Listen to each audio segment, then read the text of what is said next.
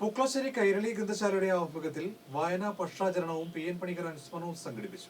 പുക്കളശ്ശേരി കൈരളി ഗ്രന്ഥശാലയുടെ ആഭിമുഖ്യത്തിൽ വായനാ പക്ഷാചരണവും P N Panicker അനുസ്മരണവും സംഘടിപ്പിച്ചു.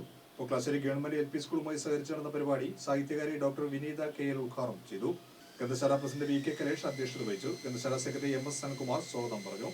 സ്കൂൾ പ്രധാനാധ്യാപിക ഗീത എസ് ടി, അധ്യാപിക ജോർജ്ന സിറിയെ, ലൈബ്രറിയൻ സിനി തുടങ്ങിയവർ പങ്കെടുത്തു.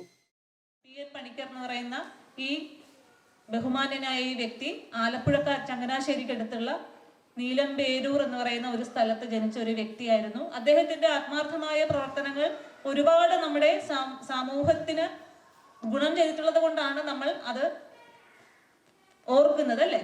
അദ്ദേഹത്തിന്റെ ചരമദിനമാണ്, മരണദിനമാണ് ഇന്ന്. അത് നമ്മൾ വായനാ ദിനമായിട്ട് ആചരിക്കുകയാണ്. തുടർന്ന് അങ്ങോട്ടൊരു ആഴ്ചയോളം വായനാ വാരമായിട്ടും വായനാ മാസമായിട്ടും ഒക്കെ, ഒരു മാസം വായനയിലൂടെ എന്തൊക്കെ നമുക്ക് നേടാം, അല്ലെങ്കിൽ വായനയുടെ ഒരു പ്രസക്തി, അതെല്ലാം നമ്മളെ മനസ്സിലാക്കി തരാൻ വേണ്ടിയിട്ടാണ് ഇതൊക്കെ നമ്മൾ ആഘോഷിക്കുന്നത്, അല്ലേ?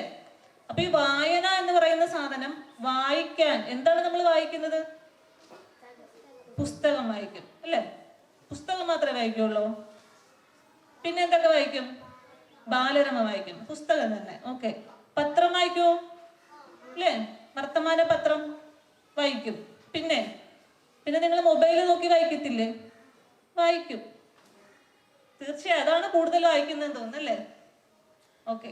ഇങ്ങനെ നമ്മൾ പലതും വായിക്കുന്നുണ്ട്. അപ്പൊ വായിക്കാൻ നമുക്ക് എന്ത് വേണം? എന്തെങ്കിലും വേണം, വേണ്ടേ? എന്തെങ്കിലും ഒരു മീഡിയം വേണ്ടേ വായിക്കാൻ? എന്താണ് ആ സാധനം? പുസ്തകമാണ്, അല്ലേ? അക്ഷരമാണ് നമ്മൾ വായിക്കുന്നത്.